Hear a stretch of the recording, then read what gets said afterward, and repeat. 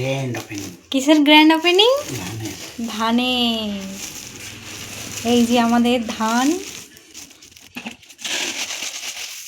চলে গেল জারখানের ভিতরে। হ্যালো বন্ধুরা, শর্মিজ লাইফস্টাইলে তোমাদের স্বাগত জানাই। আগেকার দিনে ঠাকুমা জেঠিমারা যেভাবে গৃহস্থ বাড়িতে ধান থেকে ভাতের চাল তৈরি করত, আজ সেই পদ্ধতি তোমাদের কাছে এই ভিডিওর মাধ্যমে তুলে ধরব। এই ধানগুলো এখন আমরা ভিজতে দেবো।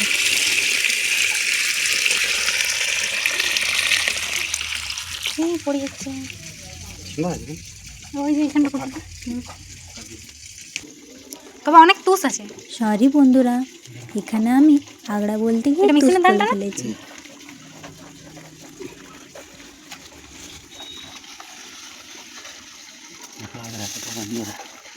আগড়া দাও।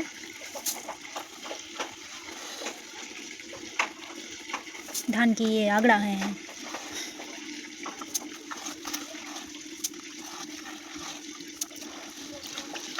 এইবার আছে সলিড ধান। আর একটা জারকিন।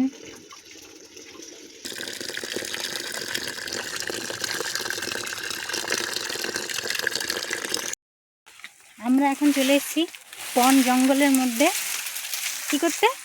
কাঠ কুড়োতে। আমরা এখন কি হয়ে গেছি? কাঠ কুড়ুনি।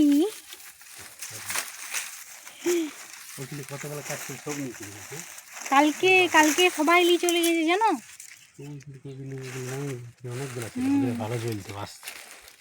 এক জায়গায় রাখো, তারপর নিয়ে যাবে সবগুলো। এই বাড়ির দিকে যত কাঠকুচরি পড়ে থাকে সেগুলো আশেপাশের মহিলারা কুড়িয়ে নিয়ে চলে যায়। এদিকে বেড় দেওয়া নেই তো, তাই যে কেউ চলে আসতে পারে।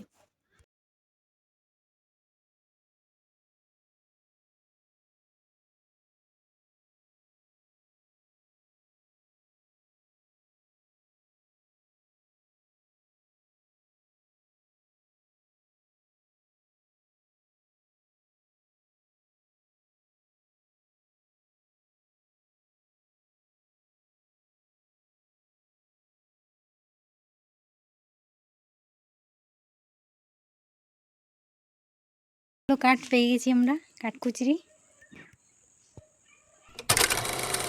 উঠে গেছি। অন্ধকার থাকতে থাকতেই ভোর ভোর উঠে পড়েছি। দেখতে পাচ্ছ ঘুম থেকে উঠে গলাটা বসে থাকে, আওয়াজটা ধরা ধরা লাগে। যাই হোক, ধান সেদ্ধ করার জন্য উঠে পড়েছি। অন্ধকার, চারিদিকটা কত অন্ধকার দেখেছ? এই দেখো, এই ধানগুলো কালকে ভিজিয়েছিলাম, সারা রাত ভিজেছে। এখন এগুলোকে ছেঁকে আগুন জ্বালিয়ে সেদ্ধ করার পালা। এই শীতে আগুনের তাপ কত ভালোই না লাগে। এই উনুন শাল থেকে উঠতে মন চাই না। বর্মশাই উনুন ধরিয়ে দিয়ে এক টিন ধান চাপিয়ে দিয়েছে। ততক্ষণে আমিও চা করে ফেলেছি। এই আগুন তেপে তেপে চা পান করা, আহ কি আরাম।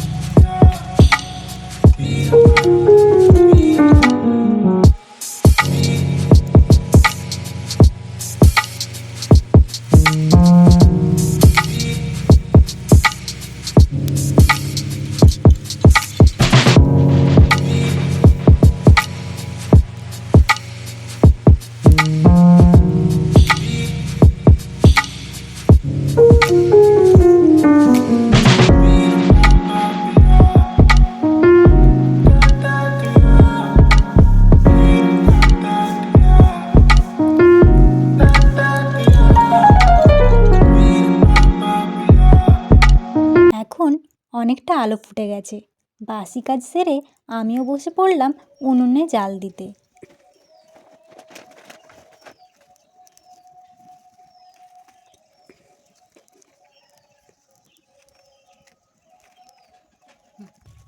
এভাবেই উনুনে জাল দিয়ে দিয়ে ধান সেদ্ধ করে নিলাম। ধান সেদ্ধ হয়ে গিয়েছে, এক জায়গায় ঢালা হলো।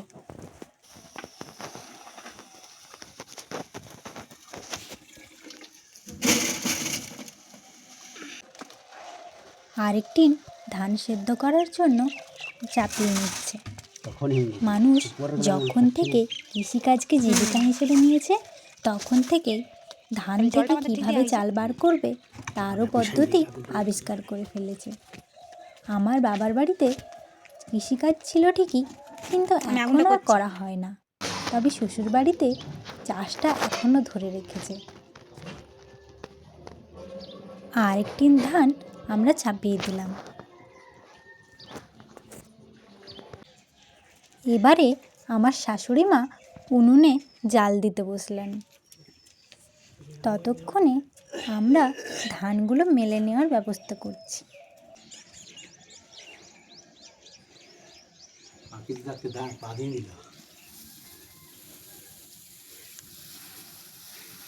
গরম গরম ধান,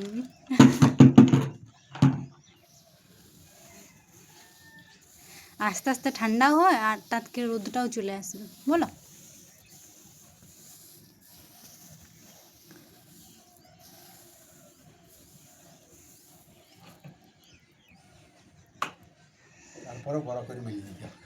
এখন একটু ঠান্ডা হোক, তারপর বড় করে মেলে দেওয়া হবে। আগেকার দিনে ধান কুটা কত কঠিন কাজ ছিল। ঘরের মহিলাদের এটা ছিল নিত্য ভোরের কাজ। ভোরে উঠে মহিলারা একজন ঢেকিতে পাদানিতে পা দিত, অপরজন গড়ে হাত দিয়ে দিয়ে ধান নাড়ত। এটা কি বিপজ্জনক কাজ ছিল, যারা করেছে তারাই জানে। একটু অসাবধান হলে হাত কুটা যেত। প্রতিটি পরিবারের একটা করে ঢেকি ঘরও ছিল। এখন সেসব গল্প কথা। আমরা যখন ছোট ছিলাম তখন মা ঠাকুমাদের দেখেছিলাম চালের গুঁড়ো করত ঢেকিতে কুটে। মা পাদানিতে পা দিত আর ঠাকুমা গড়ে হাত দিয়ে চালগুলো নাড়ত।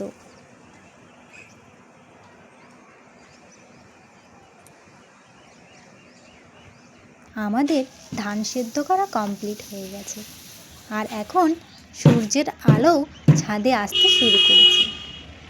এবারে মাঝে মাঝে ধানগুলোকে নাড়াচাড়া করে রোদে জল মরিয়ে নিতে হবে। রোদে জল মরে গেলে সেটাকে ছায়ায় মেলে রাখতে হবে কয়েকদিন। তারপর কেউ ঢেকিতে ছাটে, আবার কেউ মেশিনে। আমরা মেশিনেই দেবো। এখন সচরাচর ঢেকি দেখতে পাওয়া যায় না। আমার ভিডিওটা তোমাদের কেমন লাগলো? যদি ভালো লাগে তাহলে লাইক, কমেন্ট, শেয়ার করে দিও।